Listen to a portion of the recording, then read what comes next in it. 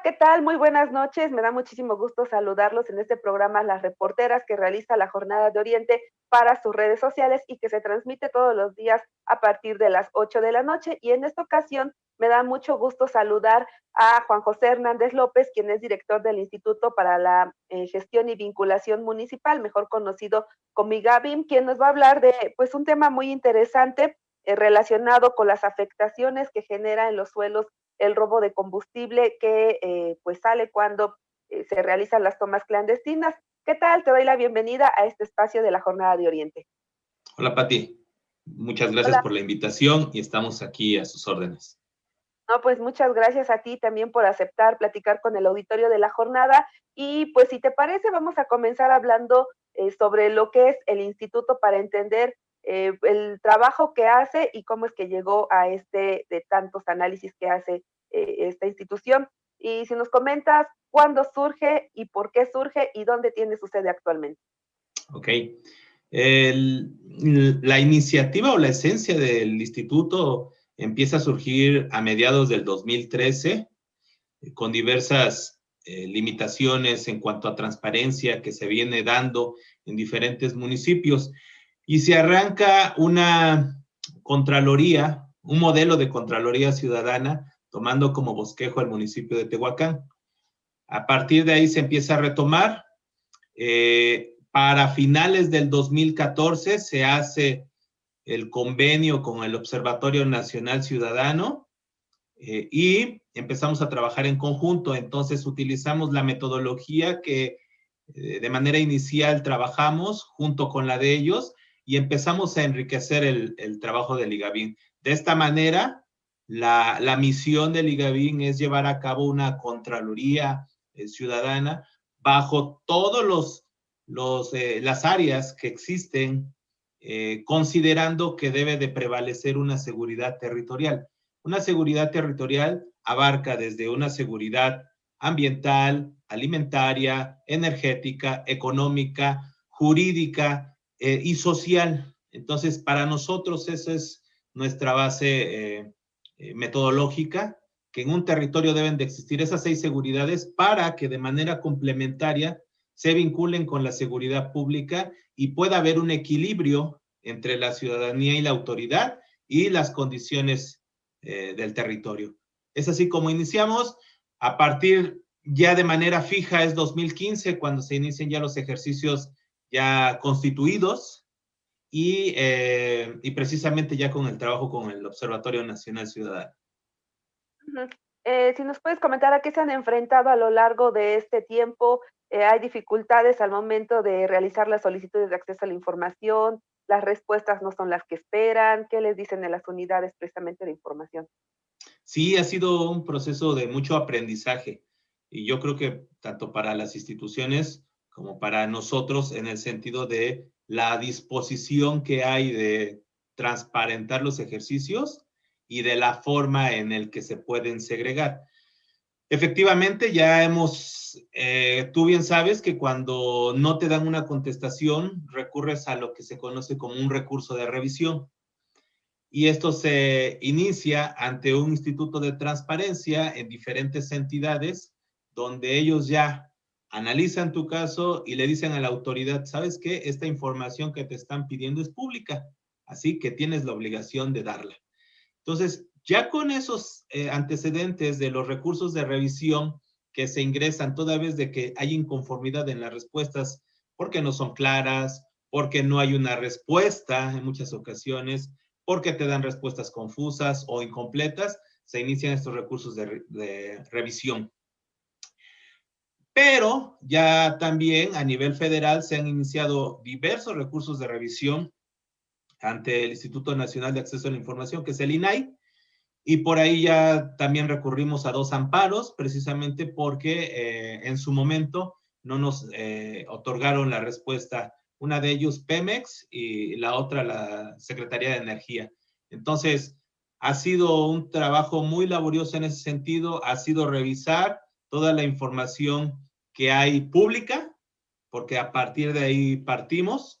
Es importante revisar las fuentes oficiales, como el INEGI, como los datos que establece la propia bueno, las diferentes dependencias federales para no particularizar.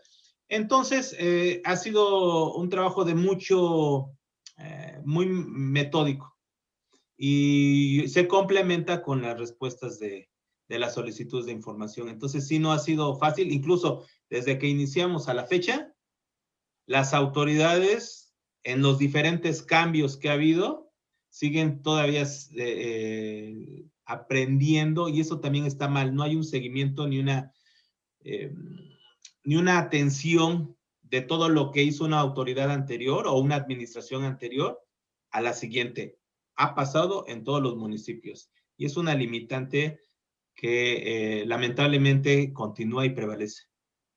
¿Y cómo es que ustedes seleccionan los temas? La verdad es que todos los que nos hacen llegar a los medios de comunicación, los estudios, las solicitudes, en fin, son muy interesantes, ¿no? El tema de tomas clandestinas de gas LP, de hidrocarburo, pero también han hablado de minas, en fin, son varios temas, pero ¿cómo es que los seleccionan? ¿A partir de qué deciden cuál sí y cuál no? Ahí es lo importante de la metodología que te menciono. El territorio, en este caso el estado de Puebla, y obviamente a nivel nacional, debe de prevalecer 6 seguridades. Dentro de esas 6 seguridades debemos de vincular los temas. ¿Qué tema debe de poner más atención el gobierno? ¿Y qué tema es el subsecuente de otro que no lo están viendo? Entonces, tú bien tocaste el tema ahorita. Hablas de tomas clandestinas, hablas ya sea de gas LP o de hidrocarburo. Bien. Pero ¿qué más hay atrás de ese tema que afecta o que puede afectar socialmente, económicamente y ambientalmente? Entonces, son situaciones que hay que ir entrelazando para poder seleccionar los temas que publicamos, ¿no? ¿Ha tenido respuesta de algún nivel de autoridad a partir de la información que ustedes hacen pública? Sí, de hecho, bueno, este año no hemos tenido respuestas y obviamente la situación de la pandemia ha limitado todo esto. Sí, todavía el año pasado estuvimos en reuniones con la Secretaría de Gobernación aquí en la Ciudad de México, precisamente tocando el tema de seguridad pública, los temas de delitos y el complemento de la contaminación de hidrocarburo. Entonces, sí, todavía hasta el año pasado tuvimos esa sinergia, pero aún así todavía la autoridad no tiene todos los escenarios de alguna forma desglosados internamente. Muy bien. Y bueno, ahora si te parece, ahora sí entramos en materia sobre el tema que acordamos vamos a hablar, que es el resultado del análisis denominado robo de hidrocarburo en ductos, un delito enemigo del medio ambiente. Como bien referíamos, ya sabemos cuántas tomas clandestinas hay, anualmente, semestralmente, en fin, como se quiera medir. Pero todo esto, ¿qué está generando en nuestro entorno, en el medio ambiente? No sé si nos pudieras compartir qué es lo que ustedes encontraron. Es una situación muy compleja y debemos de partir primeramente de lo que son los 17 Objetivos de Desarrollo Sostenible. Es bien importante. Todos los planes municipales de desarrollo, los planes estatales y el plan nacional tienen ya actualmente tienen su base principal en estos 17 objetivos. Y todos los objetivos están entrelazados. Actualmente no los han sabido manejar para tener una eficiencia correcta en ningún nivel. Están trabajando, algunos municipios tienen mayores debilidades que otros, pero todavía no logran enfrascar esa vinculación. Entonces, cuando partes de estos objetivos, cuando partes de lo que te dice tu plan municipal de desarrollo, tu plan estatal y tu plan nacional, observas que una de las prioridades es el medio ambiente. Incluso el objetivo principal es el objetivo el 13, en el que nos centramos dentro de estos 17, y el 7, precisamente, que habla de energía y de no contaminación. Entonces, vamos trabajando sobre eso, pero te das cuenta que empieza a propagarse todas las tomas clandestinas, empiezan a tener una tendencia al alza todavía hasta 2019. Y dices, bueno, le está costando recursos por la infraestructura. Obviamente todo lo que es la clausura, el arreglo, la revisión, la seguridad. Y se están yendo montos ahí que no se están viendo. Y luego de eso viene lo que es el precio sombra o el gasto sombra, perdón, el gasto sombra, ese gasto sombra de toda la afectación que hubo alrededor. Y te empiezas a dar cuenta que no solo afecta en cuanto al flujo dinámico del hidrocarburo, sino también al flujo natural del ecosistema, ya sea a través de la tierra, a través del aire o a través del agua en el subsuelo. Y es por eso que empezamos a indagar en ese sentido. Al final de cuentas, todo lo que te genera, o toda la creación o todo el desarrollo te va a generar un impacto sobre el medio ambiente, pero ¿cómo lo estás controlando? ¿Cómo lo estás llevando a cabo? Y en el caso de las tomas clandestinas no hay un control. Entonces, te das cuenta en ese sentido. Y empiezas a observar que no solo contamina la parte de la superficie terrestre, sino vámonos a las aguas y todo lo que son aguas superficiales y aguas subterráneas. Y nosotros ubicamos aproximadamente arriba de 190 corrientes superficiales y subterráneas de agua que estuvieron contaminadas, ¿eh? Entonces, imagínate todavía la contaminación que hay en el suelo, más toda esa contaminación que se ve en el agua y que no se logra contabilizar.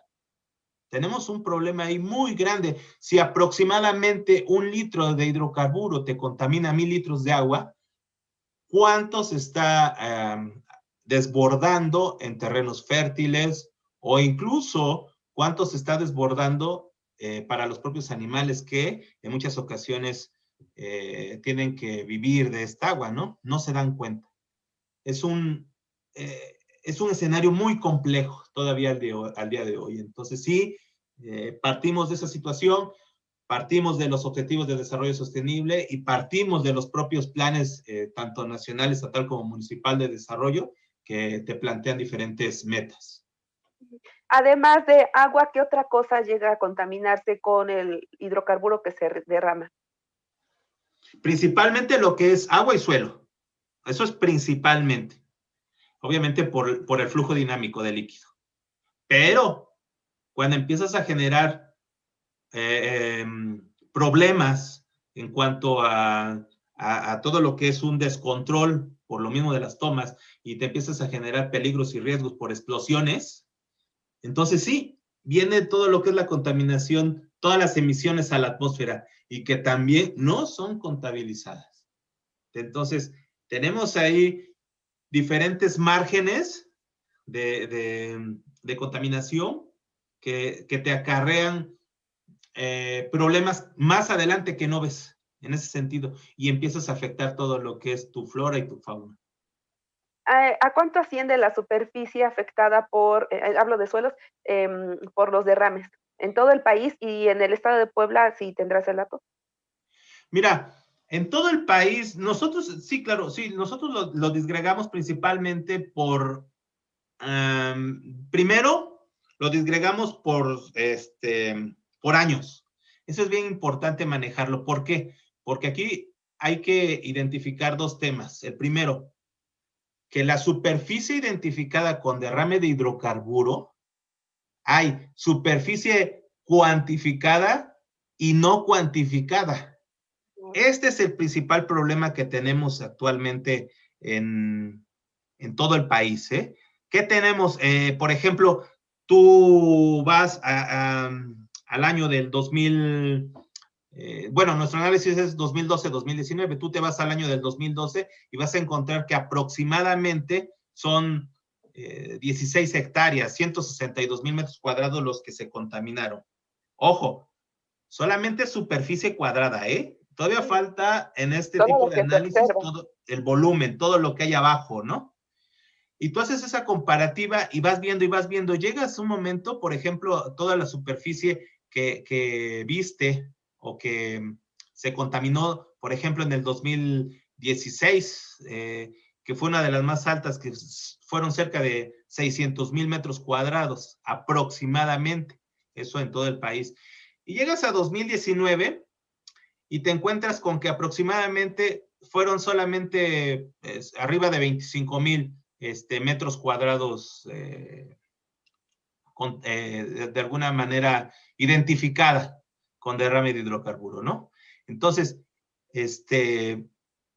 viene mucha confusión en este tipo de cifras y entonces empiezas a revisar y dices, ah, caray, ya no están contabilizando todas las superficies que se están contaminando en diferentes sitios. ¿Qué pasa aquí? ¿Qué es lo que está pasando? Y entonces nosotros lo que hacemos obviamente ya es una suma total, pero al final de cuentas el análisis tiene que ser por año. En el caso de Puebla, tú te das cuenta que de 2012 a 2019 superó los 300,000 metros cuadrados, las 30 hectáreas. Pero si también te das cuenta en los datos, es aproximadamente la superficie cuantificada, identificada, de arriba del 11%. ¿Y qué pasó con todo lo que hay más allá del 85%? ¿Dónde está? ¿Por qué no sabemos todo lo que se ha contaminado? Entonces, ese es el tema preocupante, ¿eh? No, el tema preocupante no es saber cuánto es lo que se contaminó en todo el país o cuántos sitios se identificaron o cuantificaron de derrame de hidrocarburo. No, el tema delicado es todos los sitios que fueron identificados con derrame, pero que no fueron cuantificados. Entonces sí, te empiezas a preocupar porque incluso identificas que hay zonas agrícolas, la mayor parte del país contaminada fue en zonas de uso agrícola y zona forestal, en otros, por ejemplo, en el caso de Tabasco, pues es más de mangle, es otra situación cerca del mar, y lo mismo que en el caso de Veracruz, pero en el caso de las zonas centrales como Puebla, como Querétaro, Hidalgo, el Estado de México, incluso en algún momento por ahí también que estuvo predominando Jalisco, te das cuenta que esta situación se va inclinando más hacia los no cuantificados y menos tienes acceso a la información de que otras personas salen afectadas y es donde el problema empieza a tener varias vertientes. Contaminación, no solo contaminación a suelo, sino predios agrícolas. ¿Cómo llegan si tienen algún producto o algún tipo de cosecha, si llegan al mercado o no llegan, si ese predio ya queda inservible por algún periodo en lo que se remedia. ¿Qué pasa si ese predio tiene pozos? Es diverso todos los escenarios que hay que analizar en cuanto a esta problemática. Ustedes también en este análisis pudieron detectar a cuántas, a qué superficie sí se le dio afectación o sí, digo, perdón, sí se le dio atención, sí hubo acciones de remediación. Sí, pero son muy pocos. Y eso también confunde todo. Al final, todavía hasta 2017, el Profepa todavía te proporcionaba algunos datos en ese sentido. A ver, actualmente la Agencia Nacional de Seguridad y Ambiente, que es la ASEA, es la encargada ya de vigilar todo lo que es el sector de hidrocarburos actualmente. Anteriormente, todo lo que era contaminación, proyectos, impacto ambiental, lo llevaba Profepa y Semarnat. Hoy no, hoy ya lo lleva la CEA. Entonces, Profepa todavía te facilitó información hasta 2017, pero empiezan ahí los números a chocar y a no coincidir. Dice, por ejemplo, el último reporte de Pemex del 2017. Se remediaron alrededor de más de 300 hectáreas de más de 300 hectáreas fueron las que se remediaron por parte de Pemex. Pero vienes y ves los números de Profepa y te dicen, hay sitios que se identificaron contaminados y en una respuesta te dicen, se remediaron 10, en otra respuesta te dicen, no, se remediaron cerca de 35, arriba de 35 en ese sentido, y viene otra respuesta y te vuelven no te dicen fechas, pero hay alrededor de 20 sitios remediados. Obviamente es una cantidad menor a los sitios que están afectados por el hidrocarburo. Pero también hay una variación de información enorme. Si bien es cierto, Pemex es la responsable en cuanto a la remediación de los sitios, debe de haber un seguimiento puntual, tanto por las dependencias en materia ambiental, más lo que es la ASEA. Hoy también la ASEA está muy limitada en cuanto a personal y las facultades que hoy le están dando a la ASEA son enormes. Entonces, sí se ha visto esta parte de sitios remediados, qué bueno que se han dado, pero no todos, ¿eh? No todos, y por eso cuando te dicen sitios identificados con derrame de hidrocarburo no cuantificados, es donde se empieza a prender el foco rojo, porque aparte tienes que cuantificar el sitio, tienes que caracterizarlo y empezar su remediación. Y ya se te fueron ahí 2, 3 años. Entonces, es una problemática muy grande. ¿También se conoce cuáles son las acciones de remediación o esto parte no la ha preguntado? No, sí. O sea, las acciones de remediación son de manera, los hacen de acuerdo a lo que indica tanto la Ley General para la Prevención y Gestión Integral de Residuos y su propio reglamento, como la propia norma. Hay una norma que es la 138 de Semarnat, en donde en ese sentido te indica los límites máximos permisibles de hidrocarburos en suelos. Entonces, esta norma te permite conocer esos lineamientos para obtener ese muestreo, reitero, en la caracterización y especificaciones de la remediación. Pero al final, aunque está esto y aunque los procesos de alguna manera son biológicos, tienen todavía un costo que solventarse, en algunos casos que han sido mínimos, pero en algunos casos ha sido cubierto por el propio particular, cuando es una contaminación menor.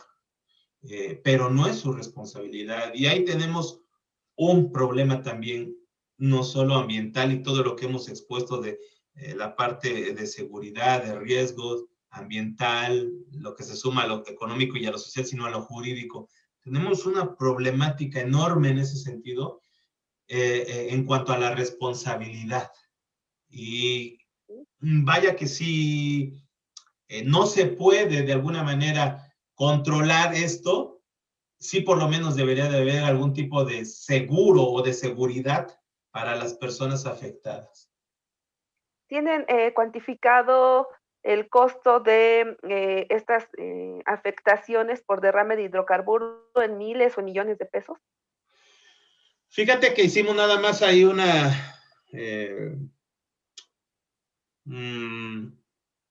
tratamos de conocer lo que es el monto por metro cuadrado y por metro cúbico.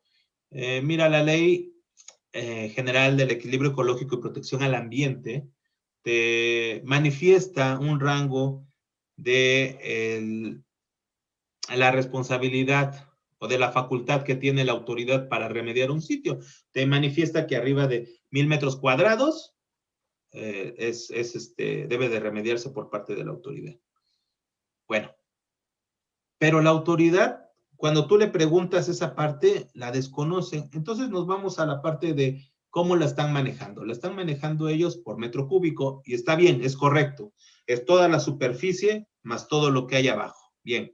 Entonces ellos dicen, te comentan, que el promedio por metro cúbico para la caracterización, ojo, para el estudio, el análisis del sitio es de aproximadamente 400, arriba de 440,000 pesos aproximadamente. 440, 438, 446. Y cuando ya empiezas a ver la parte de remediación por metro cúbico, está arriba de 1,297 pesos aproximadamente. Esto haces una conversión y lo tratas de llevar a solamente a una superficie por metro cuadrado y es aproximadamente a alrededor de 1,700,000 pesos, más o menos. Y esto pues ya lo empiezas a empalmar con toda la superficie que hay en diferentes terrenos. Pero digamos que la base que nosotros tomemos son 1,000 metros cuadrados. ¿Cuál es su costo por atender esa superficie? Que son arriba de 1,700,000 pesos. Y a partir de ahí empezamos a generar ya un monto de acuerdo a la superficie que se tiene reconocida. Pero volvemos a lo mismo. Todavía nos falta a nosotros por conocer bien y a detalle todo lo que se ha contaminado abajo, todo lo que se ha ido a través de los caudales y todo lo que se puede de alguna manera perder en la atmósfera por las explosiones. Entonces, esta cantidad pues obviamente es muy limitada. Sí, es muy conservadora la cifra. Sí, bastante. ¿Y están en el camino de investigar esa parte que todavía no es tan cuantificable? Sí, estamos en ese camino. Ahorita la intención es terminar el análisis 2020, todo lo que son los registros, y empezar a ver precisamente parte de la conjetura que existe en las áreas donde no se ve, todo lo que se filtró, todo lo que se perdió. Entonces, eso es lo que tenemos que ver. Hay un ejemplo muy claro por ahí en el estado de Puebla y en el de Hidalgo. En el de Hidalgo estaba el municipio de Tlahualilpan, donde pasó todo toda esta situación. Y la autoridad no tenía contabilizado ese grado de afectación. O sea, imagínate, todo lo que es el flujo, todo lo que salió, todo lo que se fue, porque había ahí un caudal, más todo lo que se generó al ambiente por la explosión. Solamente la parte ambiental, ¿eh? Lamentablemente hubo personas fallecidas y entramos ahí en otro tema. Pero no lo tenían contabilizado, o no lo tenían cuantificado, mejor dicho. Hay otra situación ahí en San Martín Texmelucan, en Puebla igual, y una en Huauchinango, donde precisamente hubo dos, uno en San Martín Texmelucan en el 2018 y en Huauchinango me parece que enero-marzo del 2019, donde precisamente también hubo condiciones similares y la toma clandestina te generó toda esa salida de hidrocarburo, que afortunadamente no fue mucho, se pudo contener en los dos municipios. Sin embargo, hay esa pérdida, pero no hay cuantificación. Y por ahí no recuerdo bien el año, me parece que es el 2017, donde San Martín Texmelucan tiene el mayor número de superficie cuantificada, pero volvemos a lo mismo. Son los indicadores visibles, limitados, que tienes a la mano o que te proporcionan o que logran cuantificar. Punto. Pero en sí, lo que mencionábamos al principio, más del 80% de los sitios identificados con derrame de hidrocarburo no están cuantificados. No sabemos cómo se le da el seguimiento a esa contaminación, no sabemos qué pasó con esos suelos, no sabemos nada si tenían cosechas, reitero, y si esas cosechas se enviaron al mercado por sacar la última producción. No lo sabemos. Por eso es que también todas las solicitudes y todas las preguntas que hacemos a la autoridad van para todas, porque todas deben de involucrarse desde el propio Registro Agrario Nacional, la Procuraduría Agraria, lo que es COFEPRIS, lo que es la Secretaría de Salud, Semarnat, Profepa, Guardia Nacional, ASEA, pues todas deben de estar involucradas. Pero bueno, esto es apenas como el inicio de lo que hay tras el fondo de esto, ¿no? Ujú. Si no mal recuerdo, también en este estudio que hicieron, destacaban la oportuna intervención del gobierno municipal, que si bien no son como tal los encargados de atender estos derrames, sí referían que pueden ayudar a minorar el impacto. ¿Es así? Sí, sí, no, bueno, de alguna manera minorar el impacto, tú bien sabes que en muchos municipios no hay condiciones, ¿no? No hay dinero y las áreas que pudieran entrar o que entran de manera inmediata, pues son las áreas de protección civil o bomberos. Y en muchas ocasiones están limitados de equipamiento, ¿no? Pero sí sería bueno conocer esto porque o que se involucraran ellos un poquito más en el sentido de que cada municipio desarrolla no solo un plan municipal de desarrollo con sus diferentes objetivos y metas, sino muchos de ellos tienen como base técnica sus atlas de riesgo. Y en esos atlas de riesgo precisamente fundamentan y tienen identificados dónde están, en este caso, los ductos, las industrias de alto impacto, dónde se puede construir, etcétera.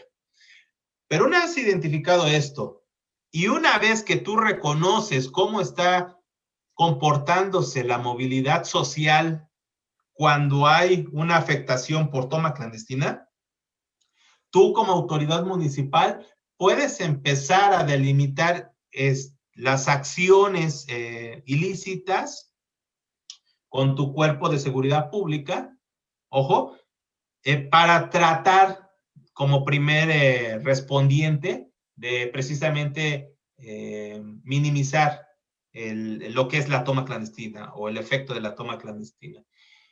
Yo creo que por ahí sí podría iniciar la parte municipal. Obviamente necesitan capacitación y equipamiento, o sea, eso es un hecho, porque no es lo mismo que la actuación de una autoridad federal, pero aún así la autoridad federal se ve rebasada, ¿no? Incluso tú has visto en varios ejemplos cómo cuando hay acordonamientos por parte de los militares, observas que la gente es un mundo el que llega a llevarse hidrocarburo, gasolina o el producto que vaya en el ducto, y son muchísimos. Entonces, lo único que le queda al militar o a la persona que está resguardando es decirle, hay un riesgo, no lo hagas, no hacen más.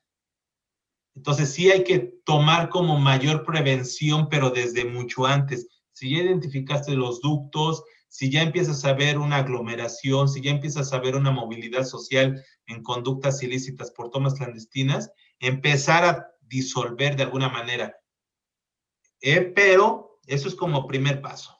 Al final de cuentas, es muy complicado porque ya empiezas a meterte en todo lo que es el escenario de delincuencia organizada, ¿no? Sí, claro que sí. Bueno, pues Juan José, no sé si quieras agregar algo respecto a este análisis que ustedes elaboraron. Ya estamos por cerrar el programa. ¿Algún dato que consideres importante que conozca el auditorio de la Jornada de Oriente?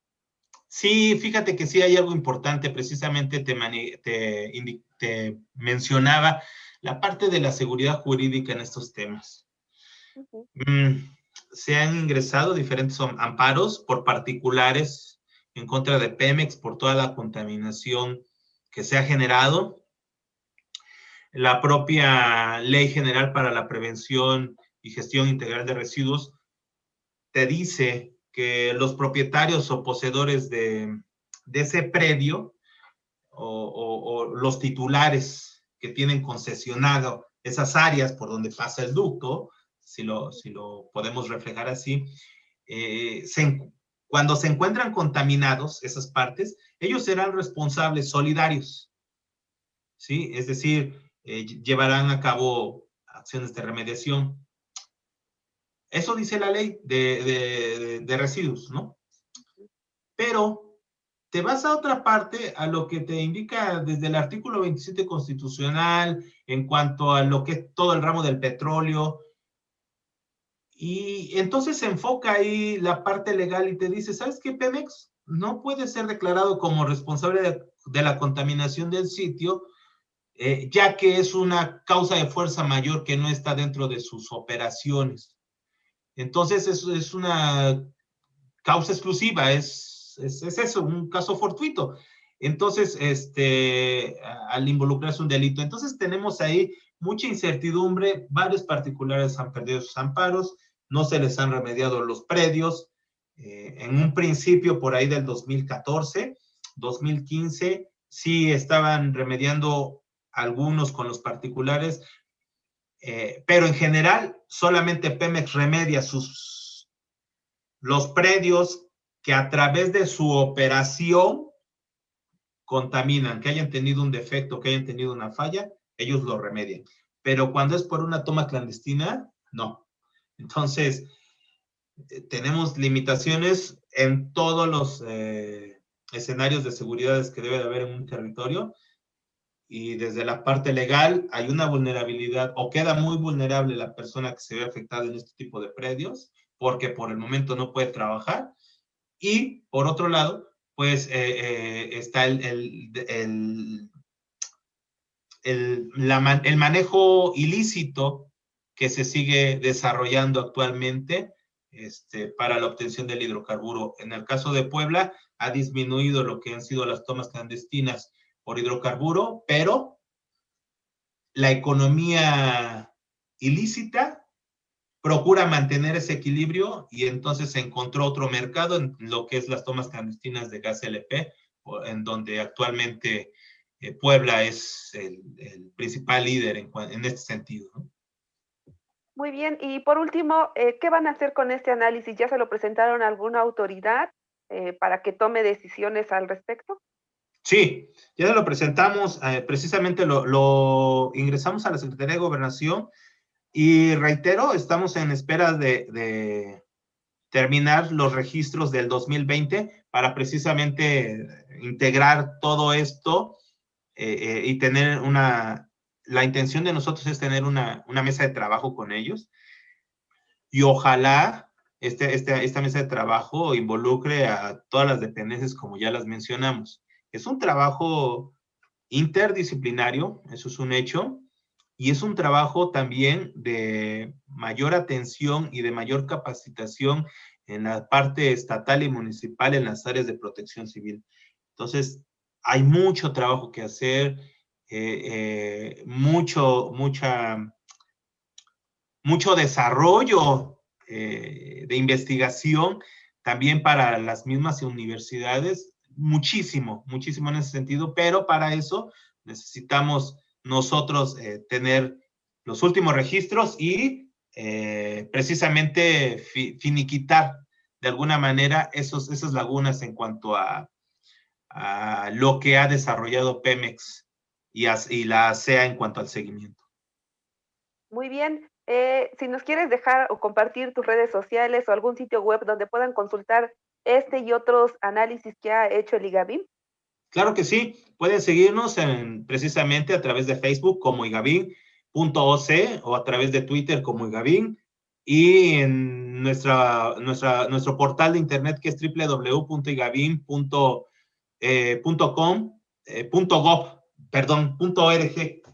Punto .gov, ¿cómo? No, no, no, no, no, no, www.igavin.org, para que no digan que sí estamos en vivo, ¿eh? Entonces, ahí pueden bajar toda la información que tenemos. Tenemos diversos bloques, obviamente, algunos como esta parte ambiental, la parte de delitos y otros más dentro del ejercicio que realizamos nosotros. O incluso pueden enviarnos algún correo o sus preguntas y dudas al correo de igavin.c@gmail.com. Perfecto. Juan José Hernández, director del Instituto para la Gestión y Vinculación Municipal, te agradecemos estos minutos que destinaste al programa Las Reporteras de la Jornada de Oriente. Te deseamos a ti y a todo el auditorio que tengan una excelente noche y también una excelente semana. Hasta luego. Hasta luego, Pati. Muchas gracias a la Jornada de Oriente por esta invitación. Buen día.